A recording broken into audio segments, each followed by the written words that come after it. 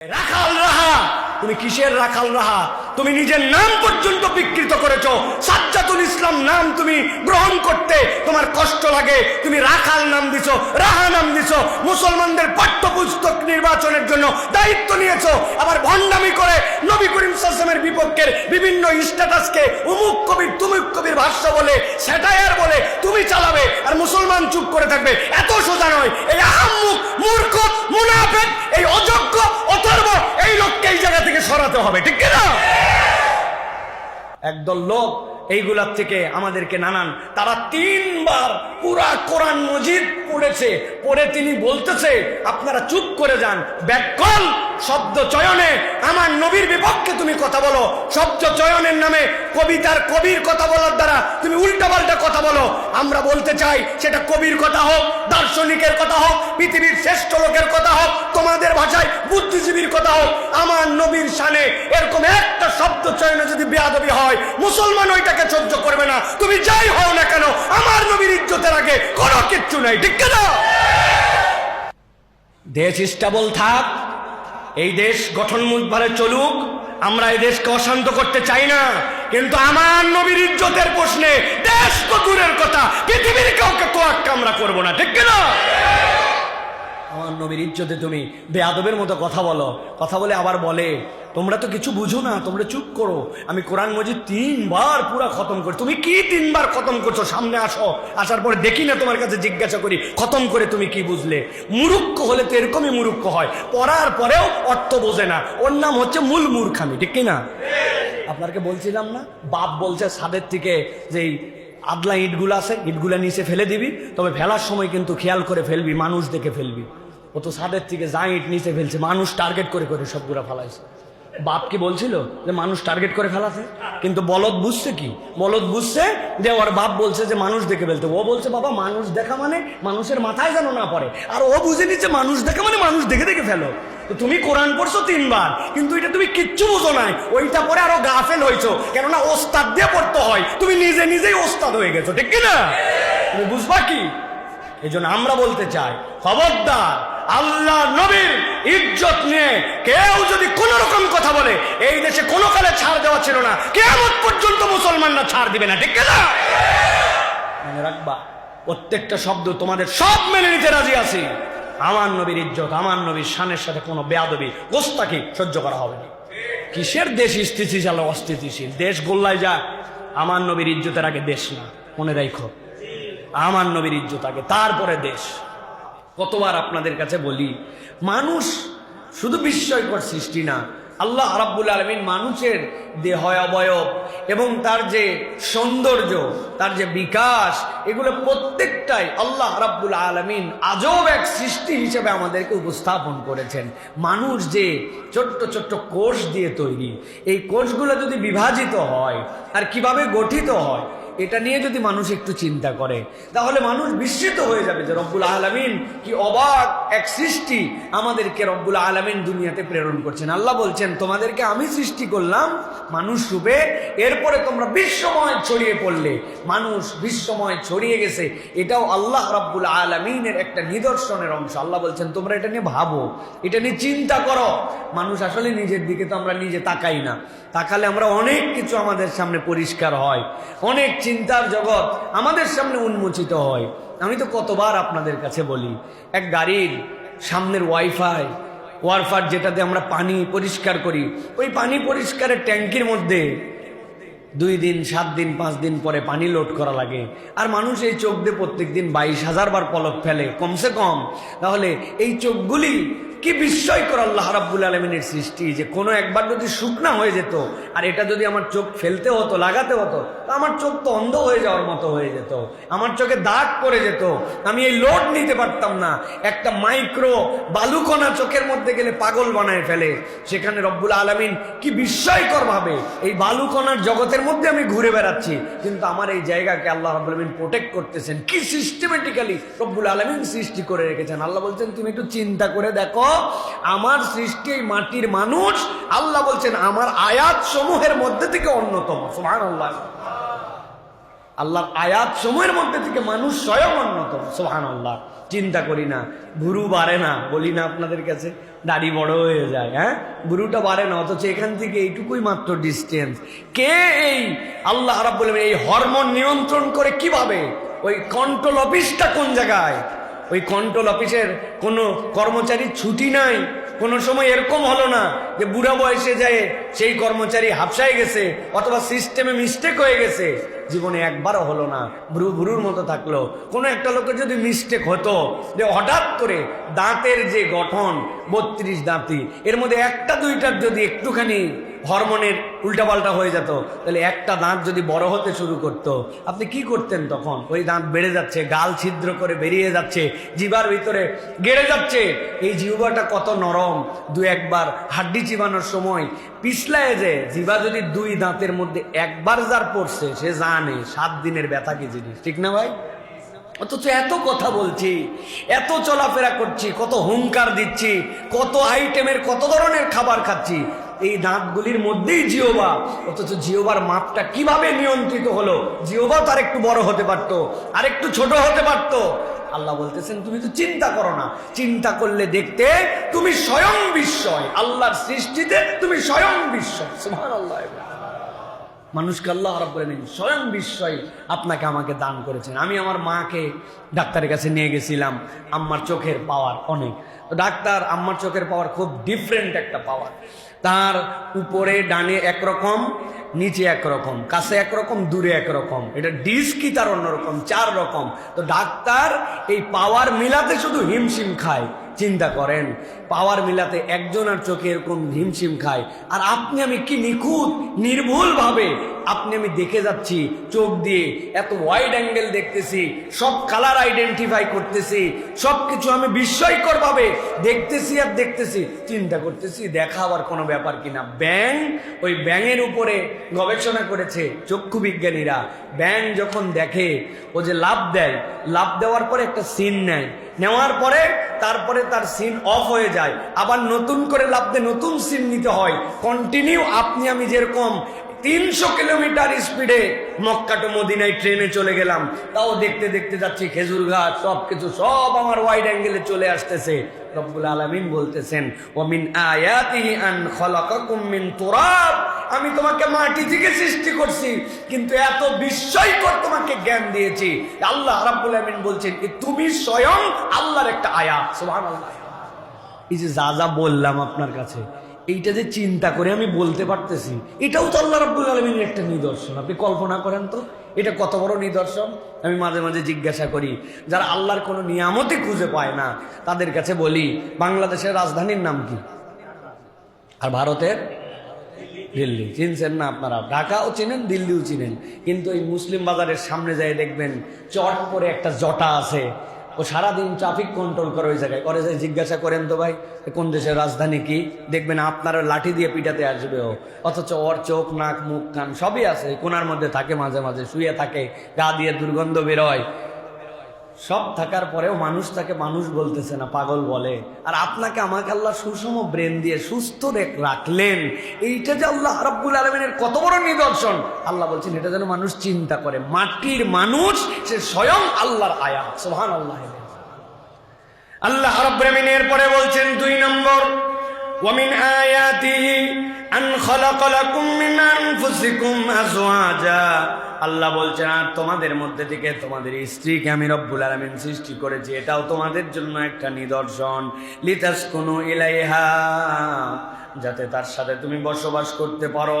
ওয়া জাআলা বাইনাকুম মাওয়াদ্দাতাও ওয়া রাহমা, আল্লাহ বলছেন আর তুমি জানতে না, কিন্তু আমি রব্বুল আলামিন তোমাদের মধ্যে ভালোবাসার বন্ধনকে সৃষ্টি করে দিয়েছি।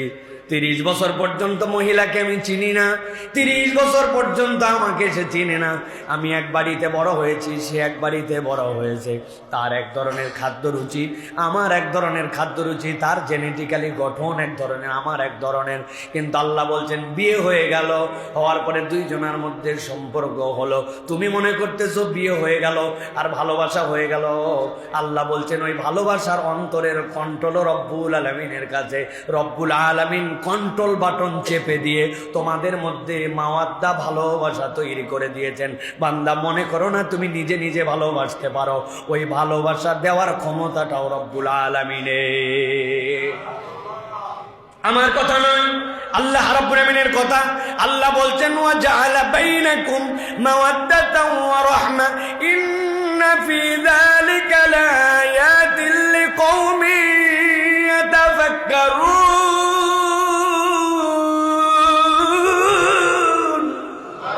আল্লাহ বলছেন দুনিয়ার মানুষ, আমি রব্বুল আলামিন তোমার জন্য বললাম, তোমাকে যে নিদর্শন দিলাম, তোমাদের মধ্যে যে ভালোবাসা পয়দা করে দিলাম, যৌবনের ভালোবাসা না হয়ে যৌবিক চাহিদা আছে, এই জন্য ভালোবাসা। কিন্তু এই মানুষ যতদিন একসাথে থাকে, যৌবনের এক সময় সব চাহিদা শেষ হয়ে গেছে, দুইজন বৃদ্ধ হয়ে গেছে। যৌবনে তাও একজন আর আরেকজনের প্রতি রাগারাগি ছিল, বৃদ্ধ হওয়ার পরে আল্লাহ এমন ভাবে নির্ভর করাই দিয়েছেন, বুড়া বুড়াকে ছাড়া বাঁচে না, বুড়া বুড়িকে ছাড়া বাঁচে না। আল্লাহ বলছেন তুমি চিন্তাও করতে পারবে না, এই ভালোবাসাটা আমি রব্বুল আলামিন তোমাদের মধ্যে সৃষ্টি করেছি। আল্লাহ বলছেন এইটাও যদি একটু চিন্তা করো, তাহলে এর মধ্যেও তুমি আল্লাহর আয়াত আর নিদর্শন খুঁজে পাবে। সুবহানাল্লাহ। আমি চাইলেই ভালোবাসতে পারি না, আমি চাইলে আমার ওই ভালোবাসার উৎসটা কি, কি খাইলে কেমনে ভালোবাসা হয়, ওটা কেমনে আসে, ওই ফিলটা কেমনে তৈরি হয়, আল্লাহ বলছেন তুমি চিন্তার মধ্যেও নিতে পারবে না। বিজ্ঞান হয়তো গবেষণা করবে, বলবে মাথার অমুক অমুক নিউরন আছে, ওই নিউরনগুলো এই কাজের কারণে উদ্দীপক হিসেবে ব্যবহার করার পরে ওইগুলো আপনাকে এই উত্তেজনার দিকে নিয়ে যায়। আপনি যত বর্ণনা দিয়ে বোঝান, ওই নিউরনের স্রষ্টাও আল্লাহ, কোনটা খেয়ে আপনার ওইটা উদ্দীপনার দিকে যাবে, ওইটার স্রষ্টাও রব্বুল আলামিন। আল্লাহ বলছেন বান্দা, আমি মানুষকেই কেবল সৃষ্টি করি নাই, স্বামী স্ত্রীর মধ্যে যে ভালোবাসা দান করেছি, আল্লাহ বলছেন ওই ভালোবাসাটাও রব্বুল আলামিনের সৃষ্টি। সুবহানাল্লাহ। এটা আল্লাহর নিদর্শন। আল্লাহ রাব্বুল আলামিন বলতেছেন মাওয়াদ্দা, পারস্পরিক সুমধুর ভালোবাসা, আর একটা হচ্ছে রহমা, মায়া এবং মমতা। একটা হচ্ছে ভালোবাসা আর একটা মমতা। আল্লাহ বলছেন দুটাই দিয়েছি। আল্লাহ যদি খালি মাওয়াদ্দা বলতেন, তাহলে মারা বাচ্চার প্রতি কোনো টান অনুভব করতো না, স্বামী স্ত্রী নিয়েই ব্যস্ত থাকতো। কিন্তু আল্লাহ রাব্বুল আলামিন রহমা দ্বারা ব্যাখ্যা করেছেন যে ওই মানুষ থেকে আবার রিফ্লেক্ট হয়ে এই মাওয়াদ্দা, এই ভালোবাসা যে প্রজন্ম থেকে প্রজন্ম যায়, ওইটা হচ্ছে আল্লাহর দেওয়া রহমত থেকে। কেননা একজন মা তার সন্তানের প্রতি যে ভালোবাসা অনুভব করে, এটা কল্পনাই করা যায় না। সুবহানাল্লাহ। বিদেশে স্বামীদেরকে যখন লেবার রুমে অ্যালাউ করে যে স্ত্রীর মাথার কাছে সে দাঁড়ায় থাকতে পারবে তার ডেলিভারির সময়, ওই অংশটুকু আলাদা করা থাকে। এখন স্ত্রীর তো কষ্ট হয়। সাম্প্রতিক সময় একটা ভিডিও আমরা ফেসবুকে ইউটিউবে ব্যাপক দেখেছি, সেটি হচ্ছে যে একজন নারীর স্বামী তার ডেলিভারির সময় স্ত্রীর কষ্ট থেকে অজ্ঞান হয়ে গেছে, স্ত্রীর কষ্ট দেখে অজ্ঞান হয়ে গেছে। আর স্ত্রী তার সন্তান প্রসবের সাথে সাথে আল্লাহ রাব্বুল আমিন তার ওই সন্তান দেখার সাথে সাথে আল্লাহ এমন তার মধ্যে ভালোবাসার আধিক্য দেন যে সে তার যাবতীয় কষ্টই ভুলে যায়। তো ওই স্ত্রী ওই সন্তান হওয়ার পরে এরপরে একটা সেলফি তুলছে যে ওর স্বামী, বাচ্চা হয়েছে বউয়ের, কিন্তু স্বামী হয়ে গেছে অজ্ঞান। সে একটা সেলফি তুলে স্মৃতিতে রাখছে যে দেখেন আমার হয়েছে বাচ্চা, আর আমার কষ্ট দেখে আমার স্বামী অসুস্থ হয়ে গেছে, অজ্ঞান হয়ে গেছে। অথচ মেয়ের কষ্ট আপনি 1000 বার যদি ওই জায়গায় দাঁড় করায় কোনো ছেলেকে রাখেন, অনুভব করতে পারবে? অসম্ভব ব্যাপার। অথচ আল্লাহ রাব্বুল আলামিন ওই রহমা, মাওয়াদ্দা আর রহমা, আল্লাহ বলছেন তোমাদের মধ্যে যেরকম ভালোবাসা আল্লাহ রাব্বুল আলামিন দিয়েছেন, ঠিক একই রকম মায়া আর মমতা দিয়েছেন। ওই মায়া আর মমতার বন্ধন আর ভালোবাসা, এই সবগুলা মিলায়া আল্লাহ বলছেন এটাও আল্লাহর দেওয়া তোমাদের একটা নিদর্শন। সুবহানাল্লাহ। আদম আলাইহিস সালামের ব্যাপারে আল্লাহ বলেছেন খুব চমৎকার করে, পড়ে দেখবেন আপনারা, সূরা আরাফ 189 নম্বর আয়াত। আল্লাহ রাব্বুল আলামিন চমৎকার করে বলেছেন ওয়াল্লাযী খালাকাকুম মিন নাফসিন ওয়াহিদা ওয়া জাআলা মিনহা যাওজাহা লিয়াসকুনা ইলাইহা। আল্লাহ বলতেছেন তিনি তোমাদেরকে সৃষ্টি করলেন এক আত্মা থেকে। এরপরে আল্লাহ বলতেছেন তার স্ত্রীকে সৃষ্টি করলেন যাতে তারা একসাথে বসবাস করতে পারে। আল্লাহ বলছেন ফালাম্মা তাগাশাহা, আল্লাহ রাব্বুল আলামিন বলছেন এরপরে যখন তারা একজন আরেকজনের উপর আচ্ছাদিত হলো, আল্লাহ রাব্বুল আলামিন বলছেন হামালাত হামলান খাফিয়া, এরপরে তার পেটের মধ্যে একটা সন্তান গেল। হালকা অনুভব করলো যে তার পেটে কি যেন একটা পরিবর্তন হয়েছে, খাফিয়া। আল্লাহ বলছেন এটা সূক্ষ্ম পরিবর্তন হয়ে গেল। আল্লাহ এরপরে বলছেন ফামাররাত বিহি, এইটা নিয়ে হাওয়া আলাইহিস সালাম চলাফেরা করেন, তার পেটের মধ্যে কি জানি হয়েছে অনুভব করেন। কিন্তু আল্লাহ বলতেছেন ফালাম্মা আসকালাত, কিন্তু যখন আস্তে আস্তে পেট বড় হয়ে গেল উনি বুঝতে পারলেন যে এর ভিতরে আলাদা কিছু একটা আছে, কিন্তু তারাই তো প্রথম সৃষ্টি, উনার তার অভিজ্ঞতা নাই। আল্লাহ রাব্বুল আলামিন বর্ণনা করতেছেন ফালাম্মা আসকালাত, যখন এইটা ভারী হয়ে গেল দুইজন মিলে আল্লাহর কাছে বলল দাআওয়াল্লাহ, আল্লাহর কাছে দোয়া করতে শুরু করলো। কি করলো? বলতেছে রব্বাহুমা, দোয়া করলো যার দুইজনেরই রব আল্লাহ। তারা বলতে শুরু করলো লা ইন আতাইতানা সলিহান লানাকুনান্না মিনাশ শাকিরিন, আল্লাহ আমাদের মনে হচ্ছে আমাদের উত্তর প্রজন্মের কিছু হাওয়ার মাধ্যম দিয়ে আসতেছে, আল্লাহ তুমি যদি আমাদেরকে নেককার কিছু দাও তাহলে আমরা তোমার শুকরগুজার হতে পারবো। সুবহানাল্লাহ। এই যে অনুভূতি, এই যে মানুষ সৃষ্টি, আল্লাহ রাব্বুল আলামিন কি চমৎকার করে বর্ণনা করেছেন। আল্লাহ বলছেন এইগুলা তোমাদের জন্য নিদর্শন। তুমি একবার কল্পনাই করলে না যে তুমি পেটের মধ্যে চলে আসলে, তোমাকে কোন রব কি অসীম প্রক্রিয়ায় তোমাকে বড় করলেন, কেমনে সব হয়ে গেল। আমার তো একটু কল্পনার মধ্যেও চিন্তা করলাম না আমরা যে কেমনে এই বাচ্চা বড় হলো, কেমনে তার মাথা হলো, মাথার হাড্ডি মাথায় হয়ে গেল। একটা বাচ্চার মিস্টেক করে জিহ্বাটা হাড্ডি নিয়ে বের হলো না, হলো ভাই এরকম একজনের ভুল করে এরকম হবে না যে হাড্ডি উপর দিয়ে গোস্ত ভিতর দিয়ে, কত কিছুই তো মিস্টেক হয় দুনিয়াতে, কিন্তু এরকম তো মিস্টেক হলো না। রব্বুল আলামিন বলতেছেন এইটা তোমার আল্লাহর পক্ষ থেকে নিদর্শন, তুমি কল্পনাই করতে পারছো না। কোনো একটা বাচ্চার ঠোঁট তো জোড়া লেগে বের হলো না, যে ভুল করে অনেক সময় আমরা দেখি না যে খাতার পাতা একটা উল্টাতে গেছে, কিরে উল্টে না কেন, দুই পাতার জোড়া লেগে আছে, তখন স্কেল ঢুকায় কাটা লাগে। জীবনে কাটেন নাই না? জীবনে একটা বাচ্চার এরকম ঠোঁট জোড়া লেগে বের হলো না যে ভুল হয়ে গেছে, ঠোঁটটা তার জোড়া। কোটি কোটি বাচ্চা আসতেছে পৃথিবীর দুনিয়ায়। আল্লাহ বলতেছেন এটা তোমার রবের নিদর্শন, তুমি কল্পনাই করতে পারবে না তোমার রব তোমাকে নিদর্শন দান করলেন। সুবহানাল্লাহি ওয়া বিহামদিহি। ভুল করে মহিলাদের দেখা যাচ্ছে কোন অঞ্চলে একটা মিস্টেক হয়ে গেছে, হয়ে যাওয়ার পরে ওই অঞ্চলে সব মহিলাদের দাড়ি উঠতে শুরু করছে। হইতে পাই দুনিয়ায় 2-4-5 জন, সেটা হরমোনের কারণে, বিভিন্ন কারণে, তার সমস্যার কারণে, কিন্তু বেসিক সৃষ্টিতে যে না অমুক অঞ্চলে একটা ভুল হয়ে গেছিল, হয়ে যাওয়ার কারণে আল্লাহর সৃষ্টিতে ওই অঞ্চলের মহিলাদের দাড়ি উঠছে আর ছেলেদের ওই অঞ্চলে দাড়ি হয় না। হইতে ভাই এরকম? রব্বুল আলামিন বলতেছেন এটা তোমাদের জন্য নিদর্শন। প্রিয় ভাইরা, 3 নম্বরে আজকে আমাদের মূল পয়েন্ট যেটা, আল্লাহ বলছেন ওয়া মিন আয়াতিহি খালকুস সামাওয়াতি ওয়াল আরদ ওয়াখতিলাফু আলসিনাতুকুম ওয়া আলওয়ানিকুম। আল্লাহ বলতেছেন আর বান্দা আমি মানুষ সৃষ্টি করলাম, এরপরে স্বামী স্ত্রীকে একসাথে রাখলাম। আল্লাহ বলছেন এরপরে 3 নম্বর নিদর্শন, ওই আসমানের দিকে যদি তাকাও, আসমান যেরকম বিস্ময়কর, জমিন যেরকম তোমাদের জন্য বিস্ময়কর, আল্লাহ বলছেন ঠিক একই রকম ওয়াখতিলাফু আলসিনাতুকুম, তোমাদের আল্লাহ যে ভাষার বৈচিত্র্যতা দিয়েছেন ওইটাও রব্বুল আলামিনের অন্যতম একটি আয়াত। ওয়া আলওয়ানিকুম, আর রব্বুল আলামিন তোমাদেরকে বিভিন্ন গাত্র বর্ণ দান করেছেন। আল্লাহ বলছেন আল্লাহর যাওয়া আসমান যেরকম নিদর্শন, জমিন যেরকম নিদর্শন, একই রকম আল্লাহ বলছেন তোমাদের ভাষার বিচিত্রতা এটাও রব্বুল আলামিনের নিদর্শন। সুবহানাল্লাহ। আল্লাহ বলছেন ইন্না ফি যালিকা লাআয়াতিন লিল আলামিন, এই পুরা জগৎবাসীর জন্য এর ভিতরে আল্লাহ রাব্বুল আলামিনের নিদর্শন ঢুকায় দেওয়া আছে।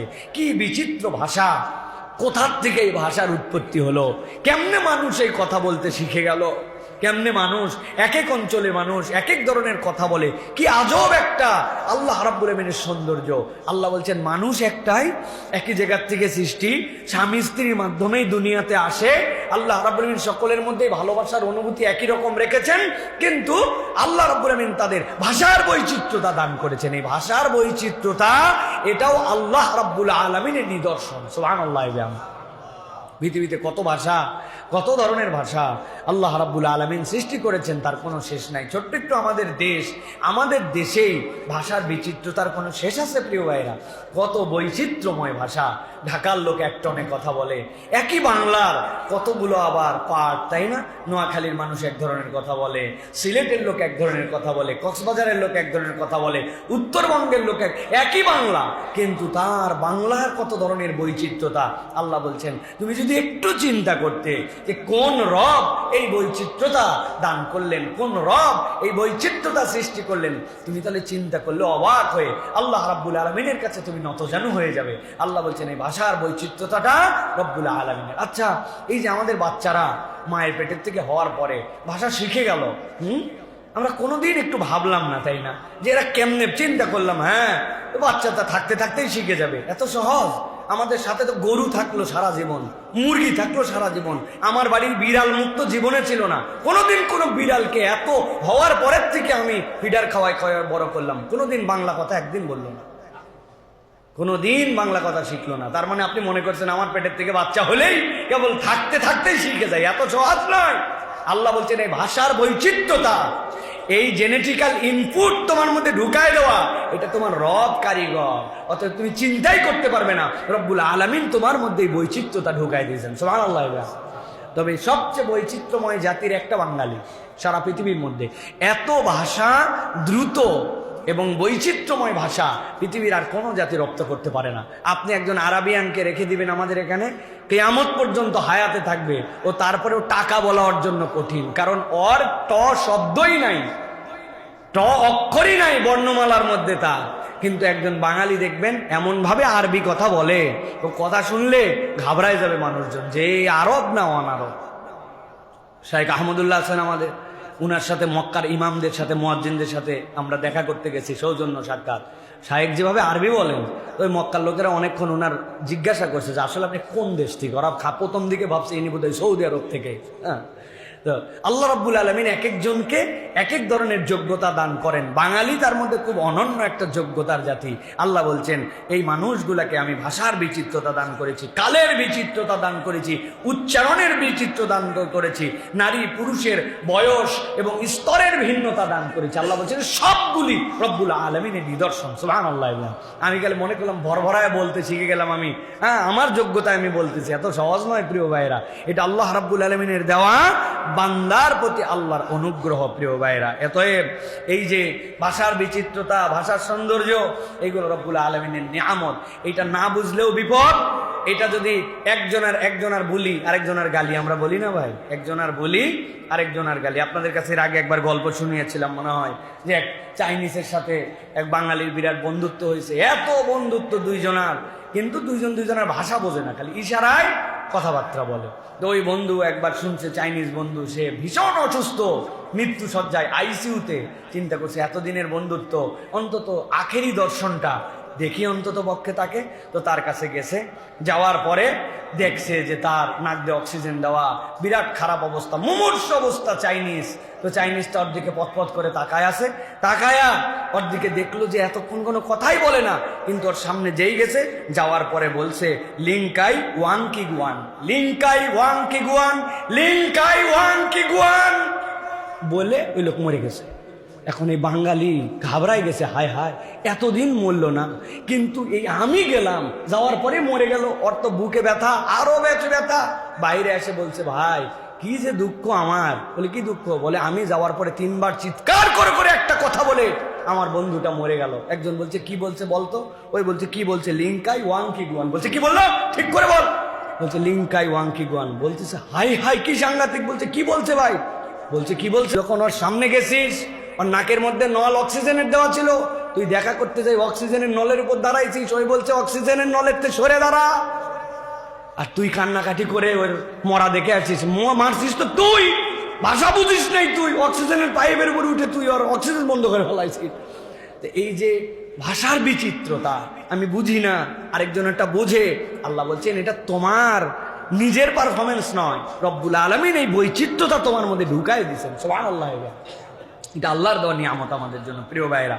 আল্লাহ কোরআনুল কারীমের মধ্যেও বলেছেন আর রহমান আল্লামাল কোরআন খলাকাল ইনসান আল্লামাহুল বায়ান। বান্দাকে আমি যত নিয়ামত দিয়েছি এর মধ্যে অন্যতম নিয়ামত হচ্ছে আমি তাকে জবান দিয়েছি, আমি তাকে কথা বলার যোগ্যতা দান করেছি। সুবহানাল্লাহি ওয়া বিহামদিহি। আল্লাহ রাব্বুল আলামিন কোরআনুল কারীমের মধ্যে বলেছেন, আলাম নাজআল লাহু আইনাইন ওয়া লিসানান ওয়া শাফাতাইন ওয়া হাদাইনাহুন নাজদাইন। আল্লাহ বলছেন বান্দাকে তাকায় দেখে না, আমি তাকে একটা জিহ্বা দিয়েছি, দুইটা ঠোঁট দিয়েছি। আল্লাহ রাব্বুল আলামিন বলছেন আর আমি রব্বুল আলামিন তাকে এইগুলা আমার পক্ষ থেকে নিদর্শন দান করেছি। হাদাইনাহুন নাজদাইন। মুফাসসিররা দুই ধরনের ব্যাখ্যা করেছেন। আমাদের কথা বলার সবচেয়ে বড় এলিমেন্টস হচ্ছে ঠোঁট আর জিহ্বা। এই জিহ্বার ঠোঁট কখনো একজনের প্রতি আরেকজন বিট্রে করে না।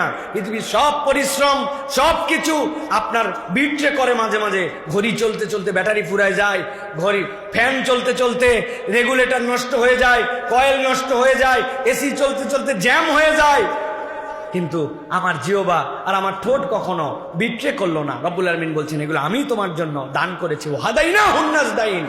একদল মুফাসসির ব্যাখ্যা করছেন আল্লাহ রাব্বুল আলামিন মূলত জিহ্বার ঠোঁট দ্বারা ভিন্ন আরেকটি হেদায়েতের কথা বলেছেন। কি হেদায়েত? ওই যে বাচ্চা, যে বাচ্চা কেবল ভূমিষ্ঠ হয়েছে, মায়ের পেট থেকে বেরিয়ে আসছে, রোদ চেনে না, গরম চেনে না, ঠান্ডা চেনে না, ওই বাচ্চা আগুন চেনে না, পানি চেনে না, কিচ্ছু চেনে না। কিন্তু কি আজব কথা, নার্স তাকে ধরে নিয়ে গেছে, যে মায়ের বুকের সাথে লাগাই দিছে। ওই বাচ্চারে বলে নাই যে শোনো শোনো শোনো, ঠোঁট দুটা দিয়ে এরকম করে চুষতে হবে আর জিহ্বা মায়ের নিপিলের সাথে লাগাই দিয়ে কিন্তু টান দিতে হবে। কে শিখাইছে? কে তারে এই জ্ঞান দিল যে কিছুই চিনল না, পায়খানা চেনে না, প্রস্রাব চেনে না, কিচ্ছু চেনে না, দুনিয়ার তার কোনো ধারণা নাই, চোখই খোলে নাই তখন এই বাচ্চা, অথচ ঠোঁটটা খালি লাগাই দিতে দেরি চুকচুক চুকচুক করে চুষে চুষে সে খেতে শুরু করলো। আল্লাহ বলছেন ও হাদাইনাহুন নাজদাইন, আমি রব তোমাকে হেদায়েত দিছি, কেননা ওই সময় এর ব্যতিক্রম তোমার কিছু নাই। আল্লাহ বলছেন উনি হচ্ছেন তোমার রব, যিনি তোমার এই ঠোঁট আর জিহ্বা দিয়ে তোমার মায়ের স্তন থেকে দুধ চুষে খেতে হবে, এই হেদায়েতের জ্ঞানটা আল্লাহ দান করছেন। সুবহানাল্লাহ। আমার বাচ্চাই তো আমার বিস্ময়, আমার বাচ্চাই তোমাকে সিজদায় ফেলে দিবে যে রব্বুল আলামিন, তার তো কোনো জ্ঞান নাই, অথচ সে কিভাবে এই চুষলো? সে যদি চোষা জানতো না। সাম্প্রতিক আমার যে বিড়াল, আমার এই বিড়ালটা ব্রেন স্ট্রোক করছে, 10-15 দিন হলো ব্রেন স্ট্রোক। কিভাবে যেন তার কি হয়ে গেল, জ্বর ছিল কয়েকদিন, এরপরে ব্রেন স্ট্রোক করলো। আমার ধারণা ছিল না যে বিড়াল আবার ব্রেন স্ট্রোক করে। ডাক্তারের কাছে নিয়ে বহুত কষ্ট, ওই যে ময়েন বসে আছে আমার, ও তারপরে আমার মানে ওয়াইফ, তারা যে কি কেয়ার তার জন্য, কত কষ্ট করে, কত টাকা করে, টাকা তো গেছে কিন্তু খেতে পারে না। সে তার ব্রেন স্ট্রোক করার পর সে ভুলে গেছে তার মেমোরি থেকে যে কেমনে খেতে হয়। তাকে স্যুপ বানায় মুখে দিলেও এটা যে গিলতে হবে, তার তো একটা সফটওয়্যার থাকবে ব্রেনের মধ্যে যে মুখে দিলাম গিলে ফেলবে, সে গিলা ভুলে গেছে, এক চোখে দেখতে পায় না, ঘাড় বাঁকা হয়ে গেছে, সে আর কেমনে খেতে হয় এটা জানে না। তো আমরা আল্লাহর কাছে গেলে দোয়া করতেছি আল্লাহ যে ও যেন খাবারটা খেতে পারে, এই জ্ঞানটা জানি তার মধ্যে চলে আসে। বাকিটুকু দেখা যাবে যে সে চিবায় খেতে হয়, খাদ্য মুখের সামনে আছে, ওর খিদা লাগছে, চিল্লায় যাচ্ছে ও, কিন্তু ও খেতে হবে কিভাবে ভুলে গেছে। আপনার বাচ্চা আমার বাচ্চা হওয়ার পরে একবার কল্পনা করলাম না, বলি মায়ের দুধ পাচ্ছে না, দুধ খাচ্ছে না, কিন্তু ও যে খাওয়া শিখলো কেমনে, এইটা তুমি কোনোদিন চিন্তা করে দেখলাম না। আল্লাহ বলছেন আলাম নাজআল লাহু আইনাইন ওয়া লিসানান ওয়া শাফাতাইন ওয়া হাদাইনাহুন নাজদাইন। নজদ মানে মায়ের দুইটা স্তন, যেটা আল্লাহ রাব্বুল আলামিন দুধ দিয়ে পুষ্ট করে দিয়েছেন। আল্লাহ বলছেন স্তনের দিকে হেদায়েত দিয়েছি। ও কান্দে মানে এখন হেদায়েতের দিকে যেতে চায়, মায়ের বুক তার হেদায়েতের স্থল, ওখানে পৌঁছালে সে ঠান্ডা হয়ে যায়। সুবহানাল্লাহ। আল্লাহ বলছেন আমি তোমাদেরকে এই নিদর্শনগুলা দান করলাম, আর ভাষা তোমাদের জন্য বড় নিদর্শন। প্রিয় ভাইয়েরা, বাংলা ভাষা এই যে আমাদের জন্য দিলেন, আল্লাহ বলছেন পৃথিবীতে এমন কোন রসুল নাই যে রসুলকে ওই কওমের ভাষা শিক্ষা না দিয়ে আল্লাহ প্রেরণ করেছেন। আল্লাহ কোরআনে বলছেন ওয়া মা আরসালনা মির রাসূলিন ইল্লা বিলিসানি কওমিহি। সূরা ইব্রাহিমের মধ্যে আল্লাহ বিস্তারিত আলোচনা করেছেন। সূরা ইব্রাহিমের 4 নম্বর আয়াত থেকে আল্লাহ বলছেন পৃথিবীতে এমন কোন পয়গম্বর নাই যেই পয়গম্বরকে তার স্থানীয় ভাষা দিয়ে আল্লাহ প্রেরণ করেন নাই। অতএব দাঈল আল্লাহদের এইগুলা থেকে অনেক কিছু শিক্ষণীয় আছে। এটার উপর আলাদা করে যদি আমরা বলতে চাই তাহলে বলতে পারি একজন দাঈর মৌলিক 3টা গুণাগুণ থাকবে। মৌলিক 3টা গুণাগুণ, তার মাতৃভাষায় তিনি পারদর্শী হবেন। 2 নম্বর, তার মাতৃভাষায় পারদর্শী হওয়ার পরে তিনি বিশুদ্ধ ভাষায় কথা বলার জন্য চেষ্টা করবেন। তার আঞ্চলিক, তার মাতৃভাষা, তার এলাকার ভাষা থাকবে, কিন্তু দায়ীর বৈশিষ্ট্য হবে তিনি বিশুদ্ধ ভাষায় কথা বলার জন্য চেষ্টা করবেন। 3 নম্বরে শব্দ চয়নে দায়ীরা সবসময় সতর্ক হবেন।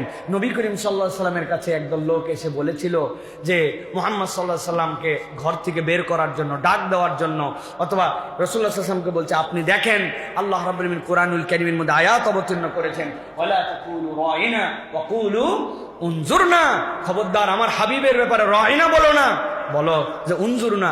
একটা শব্দ ছোট্ট, অথচ রাসূল সাল্লাল্লাহু আলাইহি ওয়াসাল্লামের শানে সেটার ব্যবহারের ক্ষেত্রেও আল্লাহ তার কওমকে সতর্ক করে দিয়েছেন। অতএব দাঈ ইলাল্লাহ যিনি হবেন অথবা আল্লাহর পথে যারা রাখবেন তারা মাতৃভাষায় সবচেয়ে বেশি পারদর্শী হবেন। আমরা অনেকে মনে করি মাতৃভাষা চর্চা করা, আমাদের ভাষা চর্চা করা এটা শরীয়ী দৃষ্টিভঙ্গিতে কেমন না। সব সময় একটা কথা মনে রাখবেন, আমার ওস্তাদ আব্দুল্লাহ জাহাঙ্গীর রাহিমাহুল্লাহ খুব চমৎকার করে কথাটি বলতেন। তিনি বলতেন ভাষার কোনো ধর্ম নাই, ধর্মীয় ভাষা আছে। কি বলছি? ভাষার কোনো ধর্ম নাই, ধর্মীয় ভাষা আছে। সব সময় এটা মনে রাখবেন, সকল ভাষা আল্লাহ রাব্বুল আলামিনের সৃষ্টি। হিব্রু ইহুদিদের ধর্মীয় ভাষা, কিন্তু ভাষা স্বয়ং কোনো ধর্ম ফলো করে না। আরবি পৃথিবীর অনেকেই বলে, মুসলমানরা এটা ধর্মীয় ভাষা ব্যবহার করে, কিন্তু ভাষার স্বয়ং ধর্ম নাই, ধর্মীয় ভাষা আছে। মুসলমানদের ধর্মীয় ভাষা আরবি, ইহুদিদের ধর্মীয় ভাষা হিব্রু, কিন্তু আমেরিকানদের তাদের হচ্ছে খ্রিস্টানদের তাদের ভাষা তারা বলতেছে ইংলিশ, কিন্তু এইটা ভাষার ধর্ম নাই, ধর্মীয় ভাষা। এই হিসাবে কোনো ভাষা চর্চা করায় ইসলামে কোনো আপত্তি নাই, তবে সবচেয়ে বেশি যে যে ভাষার মানুষ ওই ভাষায় সে পারদর্শী হবে, সুন্দর করে কথা বলতে শিখবে, সুন্দর করে দাওয়াত দিতে শিখবে, এটা হচ্ছে ইসলামের দাবি। প্রিয় ভাইয়েরা, বাংলা ভাষার বিকাশে মুসলমানদের অবদান কম নয়। বিশেষ করে মুসলিম শাসনামলে সুলতানগণ যারা ছিলেন এই অঞ্চলে, তারা ভাষা শিক্ষায় চরমভাবে তারা গুরুত্ব দিয়েছিলেন। পরবর্তীকালে কিছু হিন্দু বাংলাকে ভাষা হিসাবে, বাঙালি মানে হিন্দু, এটা তারা বানায় ফেলেছিল, এটা তাদের কালচার ছিল, কিন্তু এটা মুসলমানদের আপেক্ষিক কালচার ছিল না, হিন্দুরা এটা বানাইছে যে বাংলা হচ্ছে হিন্দুদের ভাষা। প্রিয় ভাইয়েরা, শরৎচন্দ্র যেটা বলেছে আপনাদের কাছে, তিনি লিখেছেন খেলাধুলা হবে বাঙালি ও মুসলমান ছেলেদের মাঝে। তার মানে বাঙালি মানে আলাদা এক জাত, মুসলমান মানে আরেক জাত। মুসলমান সে বাংলা বলবে না, তাদের এরকম একটা টেন্ডেন্সি দাঁড় করিয়েছিল। প্রিয় ভাইরা, কিছু বোকা গোছের মুসলমানও ভাবতো এতে দেবদেবীর নাম আছে, অতএব এত দেবদেবীর নাম থাকলে এটা আবার আমাদের ভাষা কেমনে হয়, অতএব এটা তাদের ভুল ধারণা ছিল। ইসলাম আগমনের পূর্বে মুশরিকদের, পৌত্তলিকদের ভাষা কি ছিল? আরবি ছিল না ভাই। মুশরিকরা লাতুজ্জামানাতের কাছে কোন ভাষায় যে ডাকতো? তাদের কাছে যেয়ে তো ওই আরবিতেই ডাকতো। এখন আল্লাহ যদি বলতেন আরবিতে লাতুজ্জামানাতকে ডাকা হয়, অতএব এটা পৌত্তলিকদের দেবদেবীর ভাষা, অতএব এটাকে ত্যাগ করো। আল্লাহ রাব্বুল আলামিন কি তাই করেছেন? বরং আল্লাহ রাব্বুল আলামিন তো উল্টো রাসূলুল্লাহ সাল্লাল্লাহু আলাইহি ওয়াসাল্লামকে সবচেয়ে ফাসিহ, সবচেয়ে বালিগ, সবচেয়ে বেশি বিশুদ্ধ ভাষায় আরবিতেই প্রেরণ করেছেন। অতএব যারা বলে অমুক অমুক শব্দ, অমুক অমুক বা বাংলা ভাষার ব্যবহার এটা মুসলমানদের শব্দ নয়, এটা আমাদের ভুল। বরং আমরা বলবো ওই বাংলা ভাষার একটা শব্দ আমরা কারো হাতে লিজ দিব না, কাউকে ছেড়ে দিব না, ওটা আমাদের নিজের শব্দ, নিজের ভাষা, আল্লাহর সৃষ্টি। অতএব এইটার দাবিদার আমরাও, ঠিক কিনা? এটা আমাদেরকে মনে রাখতে হবে। প্রিয় ভাইরা, উর্দু সংস্কৃত ভাষা থেকে উদ্ভূত, কিন্তু মুসলমানরা সবাই এটার বহুল ব্যবহার করেছে।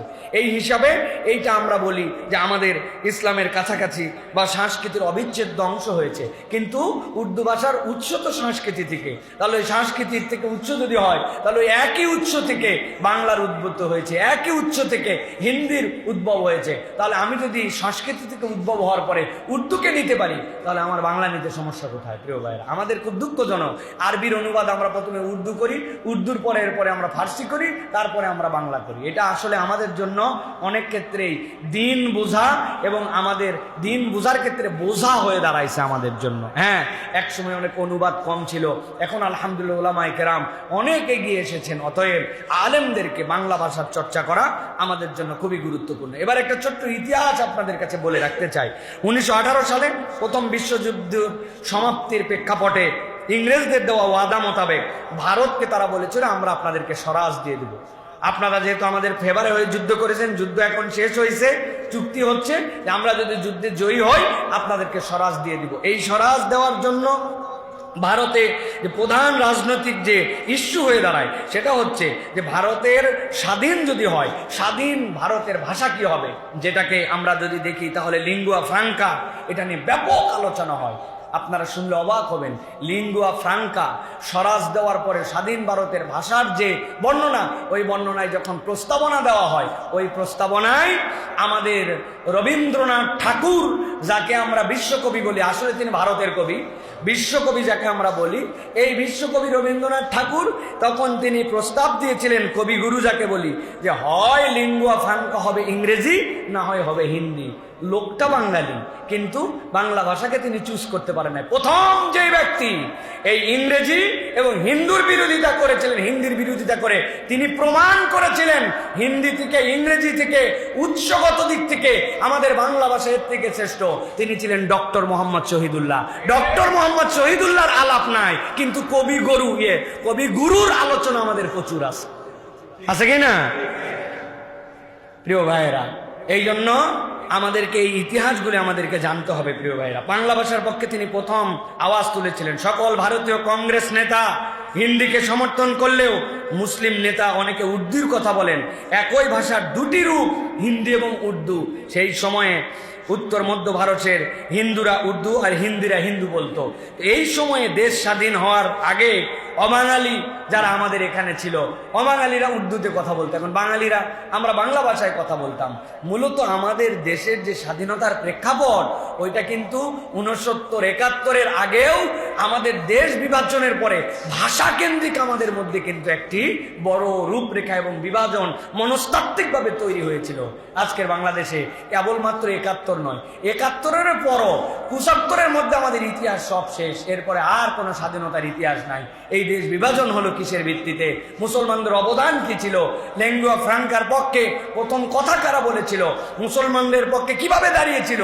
ওইগুলার কোনো আলোচনা হয় না। স্বাধীনতার ইতিহাস ততক্ষণ পর্যন্ত অসম্পূর্ণ থাকবে যতক্ষণ পর্যন্ত ব্রিটিশ খেদাও আন্দোলনে 200 বছর মুসলমানদের অবদান কি ছিল, ওই দেশ বিভাগের সময়, স্বরাজ আন্দোলনের সময় মুসলমানদের অবদান কি ছিল, 47-এ দেশ বিভাগ কিসের ভিত্তিতে হয়েছিল, এইগুলো ইতিহাস যদি না জানা হয়, আমার স্বাধীনতার ইতিহাস কখনো পূর্ণভাবে মুসলমানরা জানতে পারবে না, ঠিক কিনা?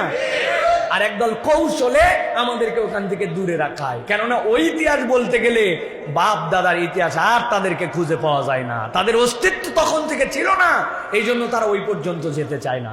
আল্লাহ আমাদেরকে প্রকৃত ইতিহাস এবং তার নায়কদেরকে মূল্যায়ন করার তৌফিক দান করেন। হাজী মোহাম্মদ শরীয়তুল্লাহ, তিতুমির, ইনাদের ইতিহাস বাদ দিয়ে আপনি কেমন করে বাংলার ইতিহাস রচনা করবেন? এই মানুষগুলার যে অবদান ছিল স্বাধীনতার ক্ষেত্রে, আপনি কোনোদিন যদি এইগুলা স্বীকার না করেন, তাহলে আপনি তো আপনার দেশের স্বাধীনতার মূল জায়গাতে আপনি যেতে পারেন না। প্রিয় ভাইয়েরা, 1947-এর স্বাধীনতার পরেও বিতর্ক চলে।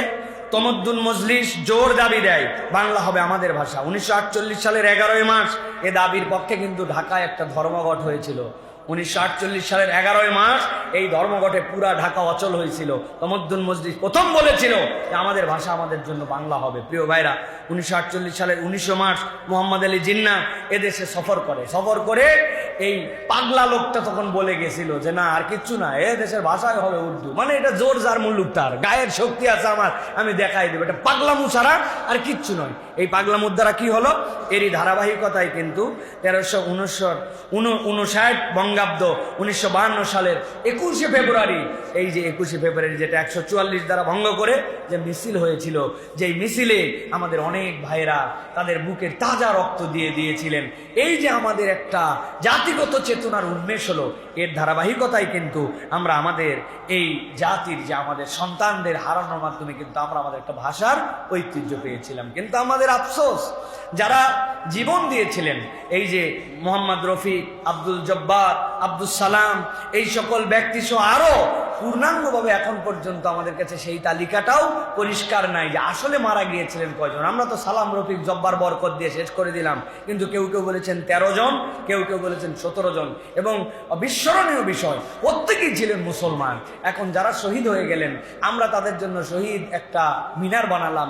মিনার বানানোর পর সেখানে যাই রাত 12টা 1 মিনিটে ফুল দিলাম, সেখানে দাঁড়ায় দাঁড়ায় আমরা খানিকক্ষণ নীরবতা পালন করলাম। মুসলমানদের ইমানি চেতনায় বলেন যে কোনো জায়গায় দাঁড়ায় নীরব হয়ে গেলে, অথবা কোনো জায়গায় ফুল দিলে, অথবা কোনো জায়গায় মোমবাতি দিলে, এইগুলা না একটা বাঙালি কালচার, এইগুলা না আমাদের ধর্মীয় কালচার, না আমাদের বাপদাদার পক্ষ থেকে ঐতিহ্যবাহী কালচার। আমাদের ঐতিহ্য অনেক কিছুই আছে, কিন্তু এইগুলো একটা ঐতিহ্য না। প্রত্যেকে বুর্জোয়া সব ঐতিহ্য নিয়ে আমরা মনে করতেছি শহীদদের জন্য এটা করণীয়। না, শহীদদের জন্য যদি করণীয় কিছু করতে হয় তাহলে বাংলাকে সামগ্রিকভাবে সব জায়গায় ছড়িয়ে দিতে হবে, তাদের জন্য দোয়া করতে হবে, তাদের নামে প্রতিষ্ঠান করতে হবে, তাদেরকে স্মরণ করে আল্লাহ রাব্বুল আলামিনের কাছে তাদের কবরগুলি জিয়ারত করে তাদের জন্য দোয়া করতে হবে। এইটা করলে না লাভ হয়। এখন ইট কাতরের পাথর 3টা দাঁড় করায়া আপনি রাত 12টা 1 মিনিট ওখানে নীরব হয়ে গেলেন 1 মিনিট, এ না বৈজ্ঞানিক সূত্রে মিলে, না আপনার ব্রেনের সূত্রে মিলে, না আপনার সাংস্কৃতিক সূত্রে মিলে,